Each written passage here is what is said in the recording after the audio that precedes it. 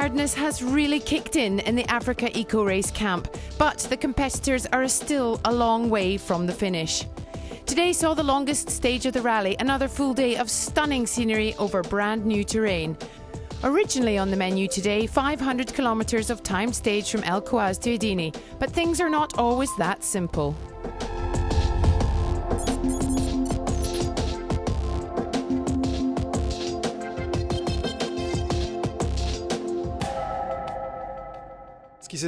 What happened is that there was a desert sandstorm during the stage that made navigation and driving very difficult.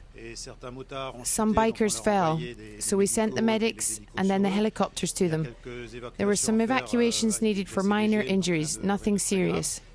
But for safety reasons, as all the helicopters were in use for that, we decided to neutralise the stage halfway through at the refueling point so that everyone could come home safely on the Liaison.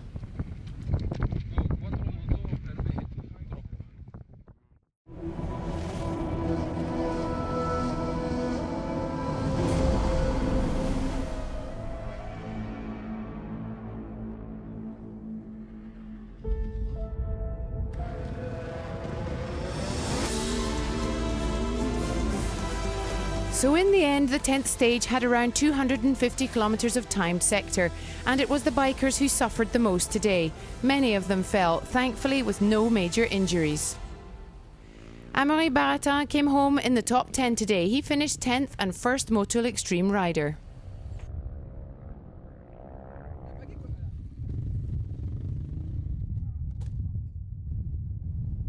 The vast majority of bikers were happy about the neutralisation, amongst them Konrad Dabrowski, the 18-year-old Polish rider. He is really feeling the efforts of this humongous challenge. Today he finished 6th and had to dig deep and concentrate on staying in touch with the leaders, most notably Buturi. Alessandro Buturi left 3rd and finished 3rd. The Italian title holder could possibly make it a double. Does he think he can do it? And if so, he knows who to thank for it. I only have 2 minutes lead over Paul. It's not really easy.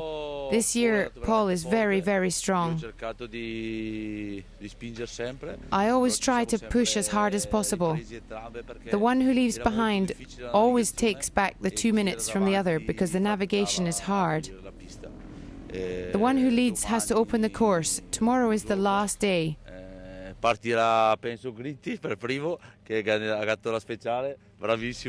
think Giovanni will be out first. He's a great guy. The other day he stopped to give me fuel.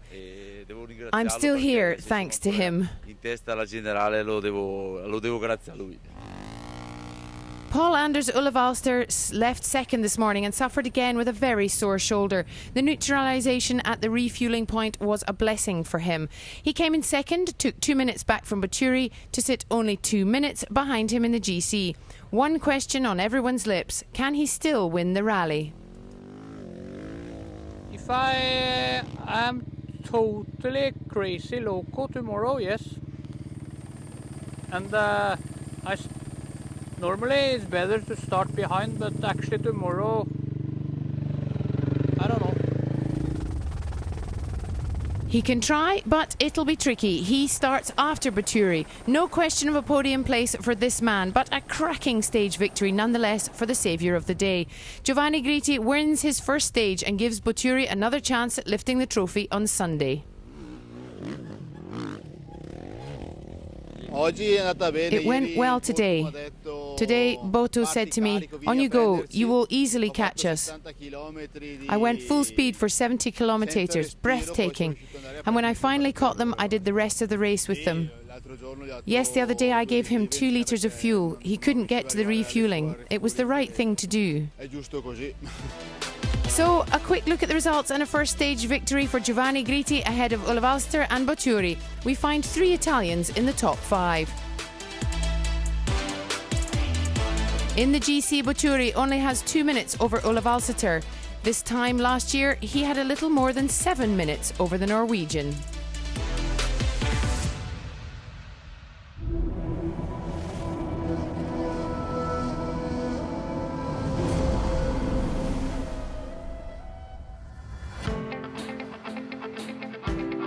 One of Thierry Sabine's objectives has become a priority for Jean-Louis and Anthony Schlesser, coming to the aid of African populations and children in particular. In association with AMAD, Association Mondiale des Amis de l'Enfance, who work for the protection of children, the rally made the most of the loop in Tidjikja by distributing solar lamps. Here we are, about 40 kilometres from Tidjikja, right out in the bush. We're in this village to give out lamps to 25 school children. It's the realisation of the eco-participation that we collected from all the competitors this year. We were able to finance 500 lamps this year. We're here with Ahmad, who joined us and who were in Monaco at the start to accept the cheque. And we're here to distribute the lamps and finalise the project. Today we distributed 400 lamps in 5 schools in Tidjikja and 3 schools in the Oasis. The day before yesterday I was in Chinguetti and we handed out 100 lamps to the children of the Chinguetti Oasis.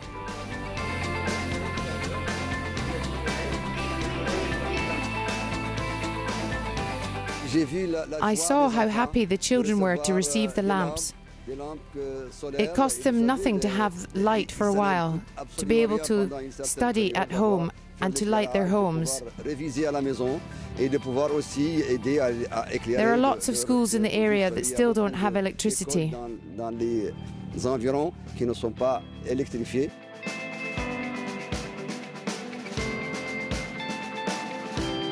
It's very close to our hearts to try and help. For many years, Ahmad has done amazing things for children. And for that reason, we try to help them by mobilizing the competitors and the organization.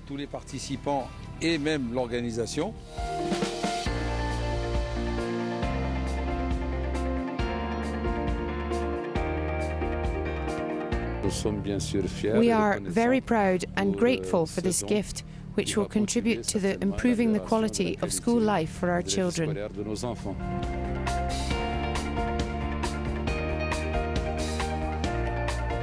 It really is a bit of a miracle for these children. Can you imagine living without electricity? Life stops at 5:30 p.m. with the daylight, and to have a solar lamp for the children is a sign of hope. It means they can study in the evening after school. It means the girls can walk safely between school and home. And that improves the schooling of girls. It also has a strong influence on the health of the children, because without the electricity they need to use petrol lamps. And petrol explosion is the primary cause of death in the oases, in the villages without power. So it helps enormously with health and with education. It's a very noble gesture from the AfricaEcoRace and the teams who wanted to offset their gas emissions by doing this, which is a big impact on childhood.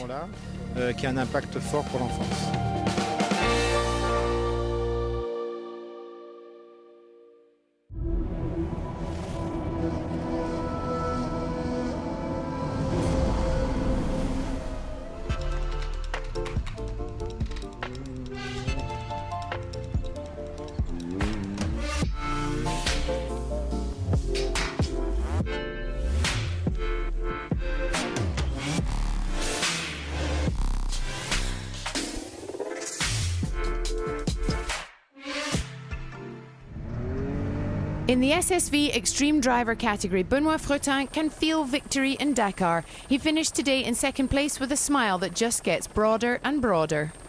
For 2 days we've been looking ahead and letting everyone have their fun.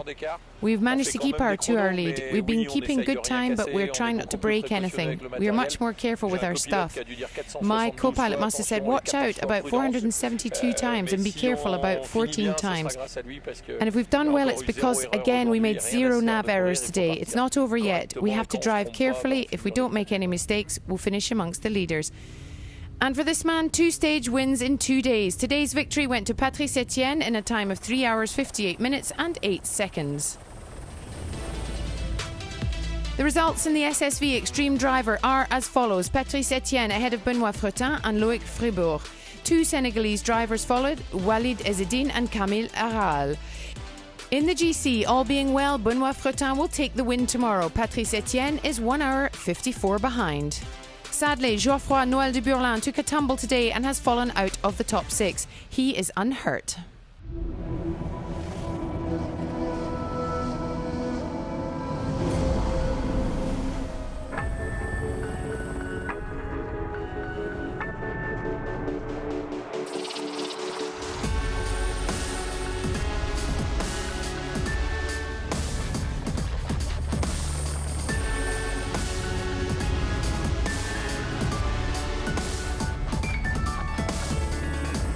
The GC leader Patrick Martin found the first half of the stage complicated with lots of camel grass and small dune crossings. He tried to keep up a good rhythm and took 5th place today behind 3 SSVs. Only one more stage to go. We're going to try and drive at our own pace. The goal is to get there. We know this stage. We've been driving it for many years. It's very fast. It's made for the buggies. I'm not too worried for the last stage, apart from mechanical troubles, but that's just life. We'll see. All being well, we should make it. Yves Froment has no such podium hopes, but he won the stage, so that's great. And that was the plan today alongside his son Jean. Today was a beautiful stage which sadly got cut short. We drove really well at the beginning. We caught Kouaz early, then he overtook us in a tough section. Then we overtook him again and the Iveco caught up. He was going so fast. He got stuck in a dune and then after that we were on our own. We drove well. We navigated well. The car was perfect. We had a great time today. The results of the car-truck category and a second stage win for Yves Froment with 22 minutes and 18 seconds ahead of Martin and 22:30 from Fazekas, 3 SSVs in the top 5.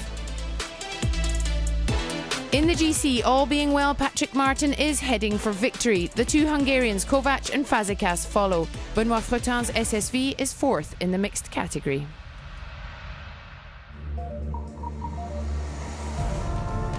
That's all for today. Tomorrow is the 11th stage, the penultimate for this year and the last in Mauritania. 187 kilometres from Idini to Teveret and then across the border into Senegal. See you tomorrow. Bye-bye.